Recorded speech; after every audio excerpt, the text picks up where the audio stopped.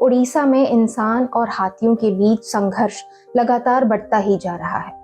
आज हम उनके घर को नष्ट करने में लगे हैं और उन्हें ही घुसपैठिया कहते हैं। हाथी के हमले से एक व्यक्ति की जान गई है। सुकांती अपने पति के भाई की मृत्यु के बारे में बताते हुए कहती है, सुबह सुबह उठ के उस दिन वो 6 बजे के करीब पूजा करने के लिए फूल तोड़ने के लिए गए थे और तभी पीछे से हाथी ने उन पर हमला कर दिया और उन्हें कुचलकर वहीं मार डाला।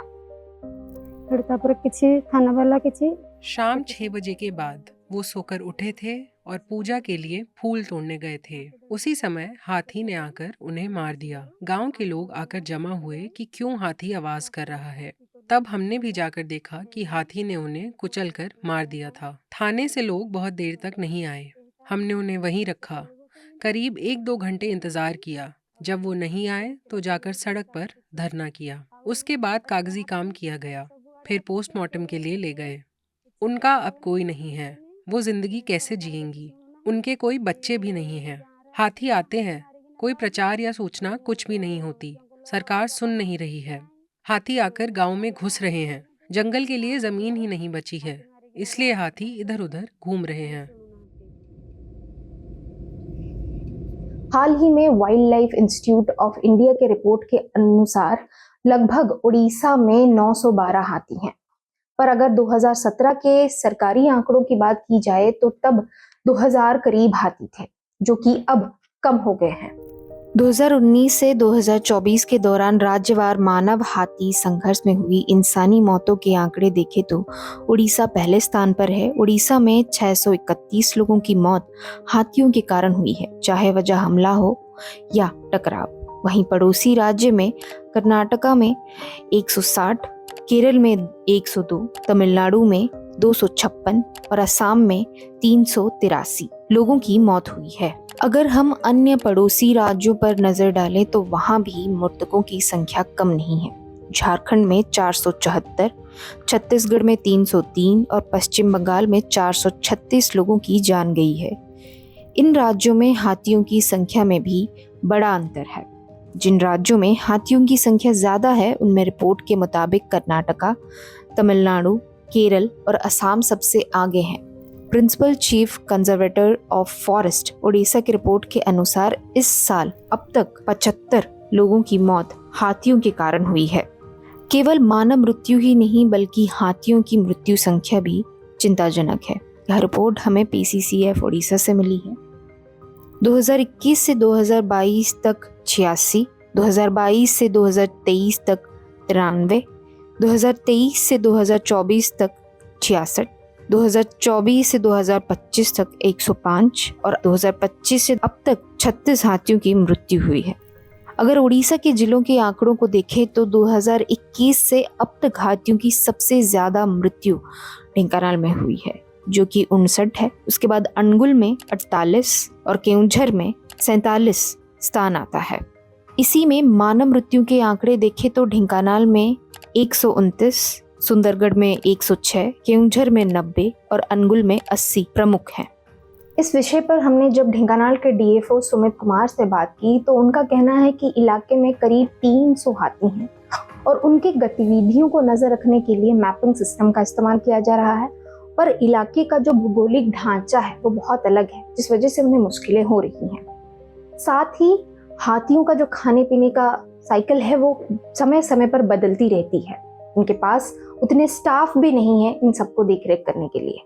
The root cause of the conflict, मुख्य समस्या जिसे वन विभाग नजरअंदाज कर रहा है वह है जंगलों के अंदर पत्थर खदान और प्लास्टिंग की अनुमति देना। भले ही ये जमीन कानूनी रूप से वन भूमि ना हो, लेकिन ये हाथियों का इलाका है। इसका सबसे बड़ा उदाहरण हिंडौल क्षेत्र है, जहां बहुत सारे स्टोन क्रशर और हजारों ट्रक चलते हैं। मुख्य दिक्कत यह है कि जंगलों में हाथियों के लिए खाना और पानी तो है, लेकिन ब्लास्टिंग, ट्रक और मशीनों की तेज आवाज की वजह से वे अंदर नहीं रह पाते। इसी कारण रात में बाहर गांव की ओर आ जाते हैं। and the operation of stone cutting machines. जब हमने इस विषय पर खोज की कि क्या है इसके कारण, तो हमने साइंटिस्ट और रिसर्चर्स और एक्सपर्ट से बात की तो हमें पता चला कि इस इलाके में पत्थर क्रशर और खदान और इंडस्ट्रीज बहुत बड़ी संख्या में है, और ये जो इंडस्ट्रीज और इनकी गतिविधियों से वाहनों और रोशनी बढ़ गई है, और हाथियों को रोशनी बिल्कुल भी पसंद नहीं है। और ये जो इंडस्ट्रीज है वो या तो जंगल के बीचों बीच या जंगल के आसपास है, और उन्हीं रास्तों पर हाथियों का आने जाने का मार्ग है। इन इंडस्ट्रियों की गतिविधियां बढ़ने की वजह से हाथियां अब मानव बस्तियों की ओर बढ़ रहे हैं। आपको फोटो में जो नारंगी हिस्सा दिखाई दे रहा है वहां पत्थर क्रशर और खदान है, जो 2011 में यह इलाका कुछ ऐसा दिखता था, अब 2021 में इसकी स्थिति ऐसी हो गई है। Wild life society of Odisha के लेटर से हमें पता चला कि हिंदोल और ओडापड़ा इलाके में स्टोन क्रशर और खदान है, जिस वजह से मानव और हाथियों के बीच संघर्ष बढ़ रहा है, जो कि ढेंकानाल के मृत्यु संख्या में साफ दिख रहा है।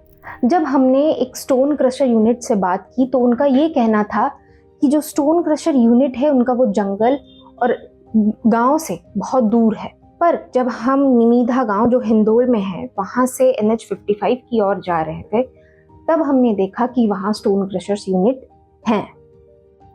उनके दूसरे लेटर में उन्होंने IDCO इंडस्ट्रियल पार्क जो जोरंदा ढेंकानाल जिले में है का जिक्र किया है। कपलास और रूपवालिया हाथियों का पारंपरिक रास्ता है, जिस पर इसका सीधा असर पड़ा है और हाथियों की गतिविधियों में दिक्कतें बढ़ी है। इसे लेकर पर्यावरण, वन एवं जलवायु परिवर्तन मंत्रालय के रीजनल ऑफिस ने भी वन और वन्य जीव विभाग से सवाल किए हैं। हाल ही में कपलास में हाथी के हमले से एक व्यक्ति की जान गई है। हर दिन शाम 7 से 8 बजे हाथी गांव में आ जाते हैं। बोले थे कि 2 दिन में सोलर लग जाएगा, हाथियों को भगाने के लिए सायरन भी लग जाएगा, लेकिन अब 8 दिन हो गए हैं, प्रशासन का कोई नामो निशान नहीं है। हमेशा डर बना रहता है, रात में कोई बाहर नहीं निकलता। अब आ रहे हैं, लेकिन किसी की मौत होने के बाद पहले तो कुछ नहीं करते थे, गाड़ी से मुख्य सड़क पर प्रचार करके चले जाते थे। अब थोड़ा बहुत गांव में आ रहे हैं। उड़ीसा राज्य में 3 हाथी अभयारण्य हैं: Mahanadi, Sambalpur, Mayurbhanj. Asian nature conservation foundation ने सुझाव दिया है कि ओडिशा में हाथियों की लंबे समय तक सुरक्षा और संरक्षण के लिए संबलपुर और महानदी हाथी अभयारण्यों का विस्तार किया जाना चाहिए, लेकिन अभी तक ओडिशा सरकार की ओर से पर्यावरण, वन और जलवायु परिवर्तन मंत्रालय को इन दोनों अभयारण्यों के विस्तार के लिए कोई प्रस्ताव नहीं भेजा गया है। उसी ANCF की स्टडी रिपोर्ट 2018 के मुताबिक ढेंकानाल में इकोलॉजिकल फिजिबिलिटी स्थिति बहुत खराब है, जो कि हम इस NGT के रिपोर्ट में देख सकते हैं। यहाँ एक और चीज महत्वपूर्ण हो जाती है। उड़ीसा में लगातार बीते 12 सालों से वन क्षेत्र बढ़ रहा है और पिछले 2 वर्षों में ही वन क्षेत्रफल में काफी वृद्धि हुई है। साल 2021 से 2023 के बीच 151.89 वर्ग किलोमीटर वन क्षेत्र यानी फॉरेस्ट कवर और 406.68 वर्ग किलोमीटर पेड़ों का क्षेत्र यानी ट्री कवर दर्ज किया गया है। ऐसे में कुछ लोग ये भी सवाल उठा रहे हैं कि फॉरेस्ट कवर में बढ़ोतरी का असर हाथी और मानव के बीच संघर्ष पर क्यों नहीं दिख रहा है। लोग पूरे साल खेती पर मेहनत करते हैं और उनके पूरे साल भर के मेहनत हाथियों या अन्य जंगली जानवर के शिकार बन जाते हैं। जैसे निमीधा गांव के लोग पिछले 3-4 साल से खेती नहीं कर पा रहे हैं इसी डर की वजह से। हम यहाँ करीब 70 साल से रह रहे हैं। पहले हम खेती करते थे, लेकिन पिछले 5-6 सालों से हाथी और सुअर बहुत नुकसान कर रहे हैं। हमारी फसलें बर्बाद हो जाती हैं, इसलिए गांव के लोग खेती छोड़कर मजदूरी और दूसरे काम करने लगे हैं। हमारा संगठन यहाँ कई सालों से काम कर रहा है। पिछले 3-4 सालों से हाथियों के आने की वजह से हम कोई फसल नहीं उगा पा रहे हैं। इस मुश्किल में ना वन विभाग मदद कर रहा है, ना ही सरकार। हाथियों की परेशानी हर दिन बढ़ रही है। हम केले की खेती नहीं कर रहे ताकि हाथी हमारे घर न तोड़ें।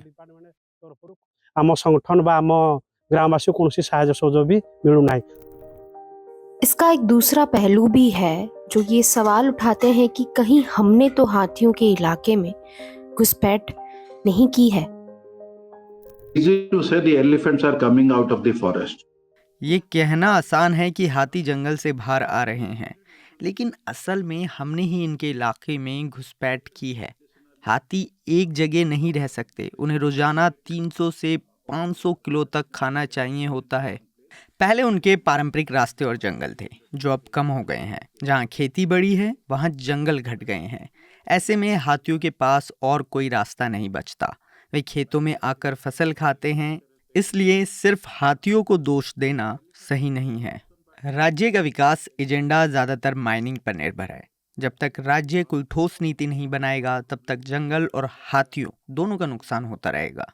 इसलिए एक विजन डॉक्यूमेंट बनाना ज़रूरी है। हाथियों का घूमना कोई आदत नहीं, बल्कि उनकी प्राकृतिक ज़रूरत है। जैसे पश्चिम बंगाल के हाथी भी दूसरे इलाकों में चले जाते हैं। उनकी संख्या ज़्यादा होने से वो एक जगह टिककर नहीं रह सकते। ଆଉ ଗୋଟେ ମାଇଗ୍ରେଟରୀ ଅର୍ଗାନିଜିମ୍ ଆଉ ତାର हाथी, उन्हें बहुत ज़्यादा खाना और पानी चाहिए होता है, इसलिए वो जगह जगह घूमते हैं। खाने की तलाश में घूमते हुए वे हमारे लिए बीज फैलाने का काम भी करते हैं। साल भर में महीने या हफ्ते के किस समय हाथियों की आवाजाही ज़्यादा होती है, ये जानना ज़रूरी है। गांव में लाइट की सुविधा होनी चाहिए ताकि सुरक्षा बनी रहे। जमीनी हकीकत यही कहती है, जब तक विकास की परिभाषा में जंगल और जानवर नहीं होंगे, वैसे ही हिंदोल और ढेंकानाल या कोई और इलाकों से ऐसी ही दर्दनाक कहानियां सामने आती रहेंगी। उड़ीसा से मैं आकांक्षा राउत, न्यूज लॉन्ड्री के लिए। आपको उन मीडिया संस्थानों को समर्थन देना होगा जो सरकारी विज्ञापनों पर निर्भर नहीं है। न्यूज लॉन्ड्री ऐसा ही मीडिया प्लेटफॉर्म है। हम किसी से विज्ञापन नहीं लेते। न्यूज लॉन्ड्री को सब्सक्राइब करने के लिए newslaundry.com/subscription पर जाएं और अपने मन मुताबिक राशि चुनें। न्यूज लॉन्ड्री को सब्सक्राइब करें और गर्व से कहें, मेरे खर्च पर आजाद हैं खबरें।